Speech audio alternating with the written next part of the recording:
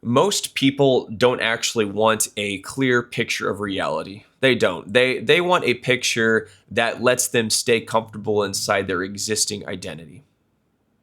They want the version of events that keeps their current emotional story intact.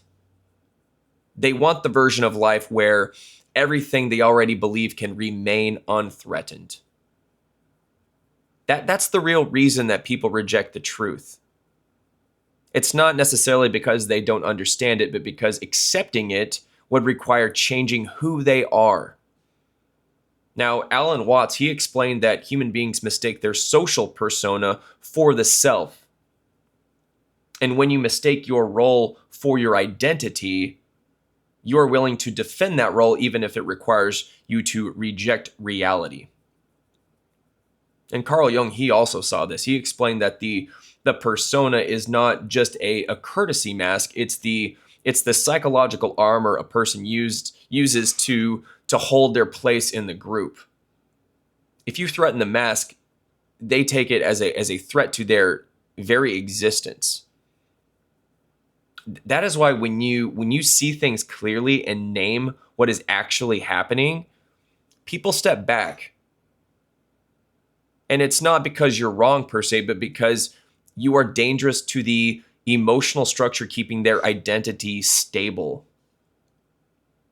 They will not say that out loud. They don't even know that's what is happening inside of them. The average person is not self-aware enough to know what their motives are. But their behavior gives it away. You say something accurate and suddenly there's tension, right? You point out a contradiction and the conversation gets a little weird, you know? You stop playing along with the socially acceptable falsehood and people immediately treat you as intense or negative or too serious. Have you heard any of those labels? What that really means is like the translation to what that is you broke the shared illusion. That's what you did. There is a hierarchy of values in the human social world. And what's crazy is most people, they rank belonging above truth and comfort above clarity. Because here's the thing, most people, they want the group to reflect back to them a picture that keeps their identity coherent. They want their self-concept protected and their emotional equilibrium protected. That's why people who see through the illusion, they pay a pretty heavy cost. When you start seeing clearly, you stop being easily manipulated by social pressure, and people who cannot live without that pressure will not know what to do with you. And I mean, other than to distance themselves, I mean, people distance themselves because you no longer operate inside the script that they need to feel safe. You no longer cooperate with their self-deception. And you're no longer feeding into the system of mutual avoidance where everyone silently agrees to ignore the truth because it's far easier for them to maintain the illusion. So yeah, when you opt out of that, people will label you as intense or a problem in a sense. They'll label you all kinds of things, intense, too much, things like that. But yeah, there is a stage where this becomes confusing because you think to yourself, why are people uncomfortable? Like I'm just describing what is actually happening. I mean, you think to yourself, I mean, like, shouldn't clarity help everybody? And you would think, but yeah, I mean, you assume that other adults want accuracy and that they want honest evaluation of reality, but most don't. Newsflash, most grown adults are just scared children inside. They need group. They need the group to validate their worldview and to confirm the narrative they already believe. They need social agreement more than they need truth.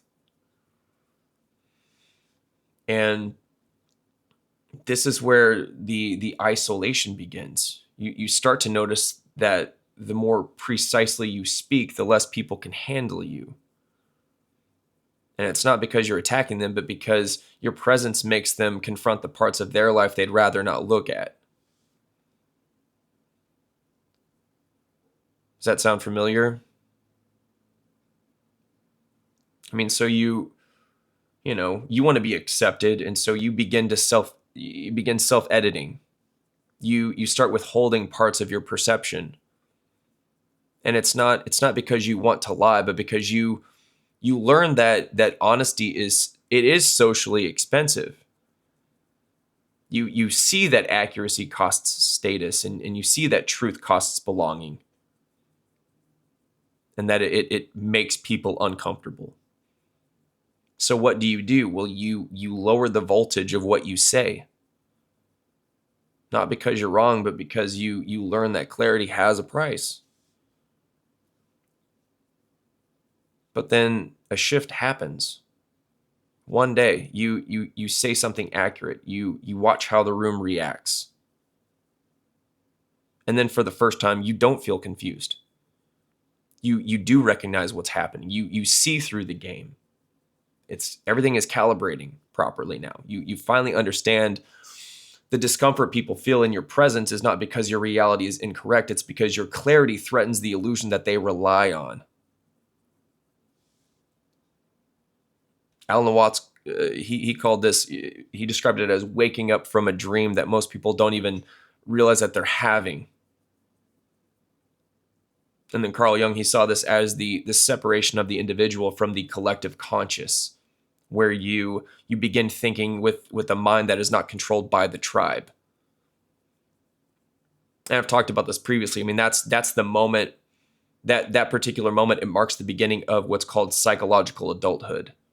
And this is where sovereignty begins, because once you see the structure of illusion, you stop expecting other people to validate your perception. And you stop waiting for them to join you in accuracy, and you stop trying to make truth socially safe. And you stop bending your perception to make it digestible to people who need illusion to function. Once you cross that threshold, you realize that your clarity is not a social tool, it's an existential one. Your clarity is what keeps your mind intact. It's what keeps your integrity intact. And it's what preserves the relationship you have with your own judgment. That is the turning point. You no longer speak the truth because you hope people will accept it. You speak the truth because your survival depends on not lying to yourself. And this is where the loneliness is born. Not because you can't find people, but because most people do not live in reality. They live in their emotional story about reality. They live in the narrative that protects them. The version of life where their wounds don't have to be confronted. When you see clearly, you become incompatible with that. And you become incompatible with people who need the illusion more than they need the truth. Seeing clearly forces you into a new kind of life where you don't chase social approval anymore. I feel like a lot of men, they're in that confusing stage in their 20s. I think I didn't really get out of the confusion until I was in my 30s. And then things started to make sense, and I started to have that clarity. And then social approval doesn't matter anymore. You don't try to make your mind smaller so people feel comfortable. You don't try to lower your standards to retain any proximity. You don't balance truth against acceptance like it's a negotiation that you can solve with better wording. You stop trying to fit into groups' emotional limitations, and you just accept the distance and the quiet and that separation. Because at that point, at that stage, clarity becomes more important than belonging does. And this is the actual entrance into adulthood. It adulthood isn't, it's not paying bills, it's not age, it's not more responsibility. Adulthood begins the moment that you stop outsourcing your perception to the tribe. The moment you stop looking at the eye of the others to determine what is real. The moment that you trust your own evaluation of reality more than the comfort of social consensus. I would say that's the threshold. That's the line. This is when you become your own person.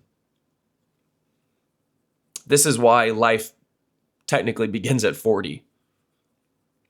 But yeah, I mean, once you cross that threshold, something else happens as well. You develop new requirements for connection. You can no longer spend time with people who depend on illusion to stay functional. You can't connect with someone who deflects every truth that threatens their identity.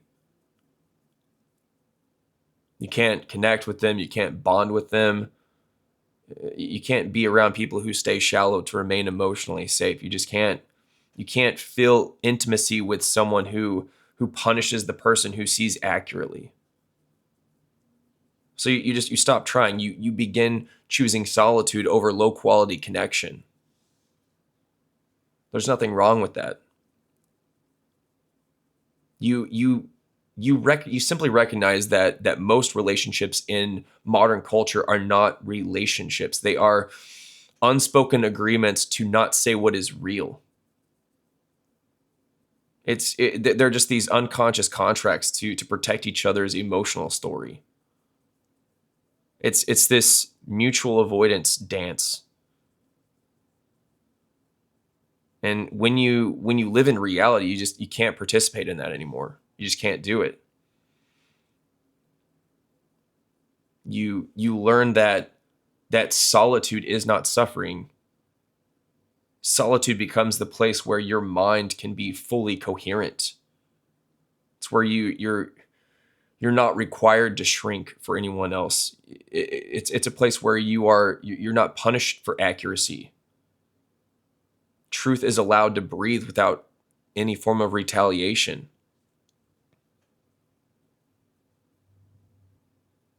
And you stop feeling alone when you start respecting your own mind. The loneliness, it goes away when you stop betraying your perception.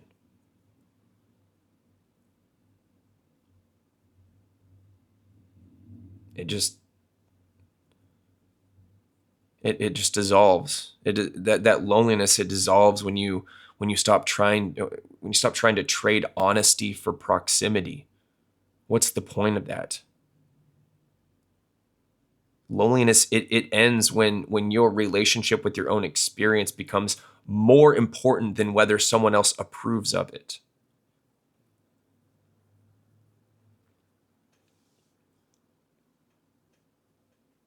You begin to learn that the only real danger is self-abandonment.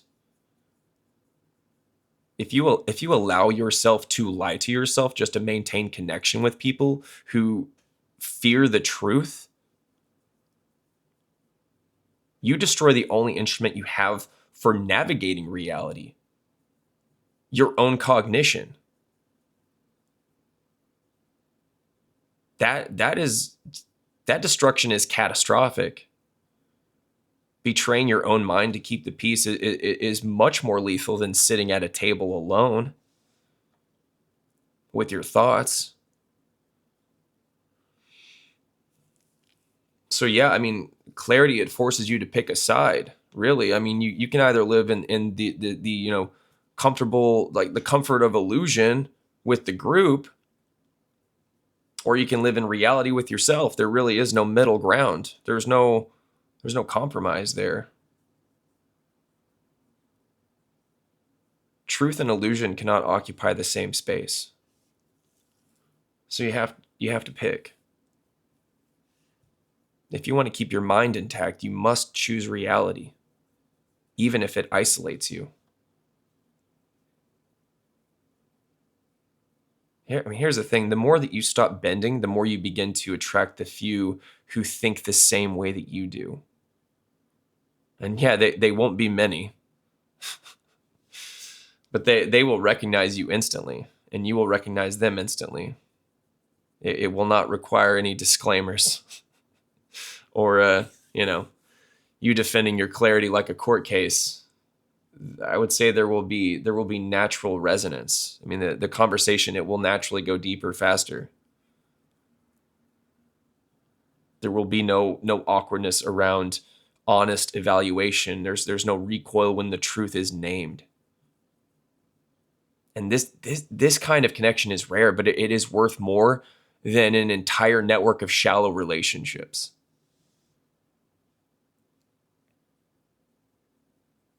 Those are the only real allies you ever need. This is what Alan Watts was actually pointing at when he said the self is not the mask. And this is what Carl Jung meant by the individuation process. Seeing reality clearly is the initiation into adulthood.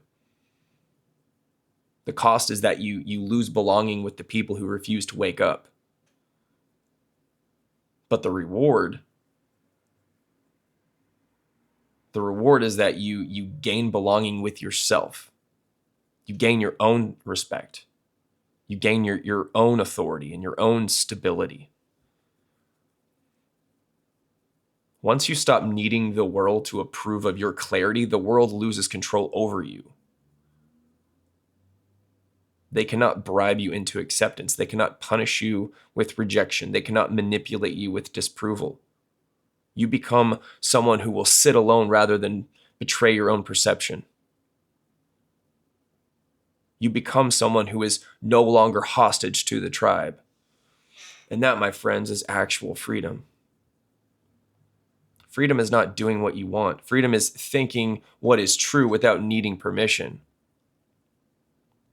Freedom is seeing reality accurately and refusing to dim the lights so others can stay asleep. Freedom is choosing the truth even when it costs approval. Because approval can't save you. Approval cannot save you. But self-honesty can. This is the price, and this is the power. Once clarity matters more than belonging, you stop living in their illusion and you begin living in your reality. You begin living in reality. You become sovereign. You become independent. You become someone who can carry truth cleanly without apology and without compromise. You become someone who would rather walk alone in truth than together in falsehood. That is what it means to see clearly.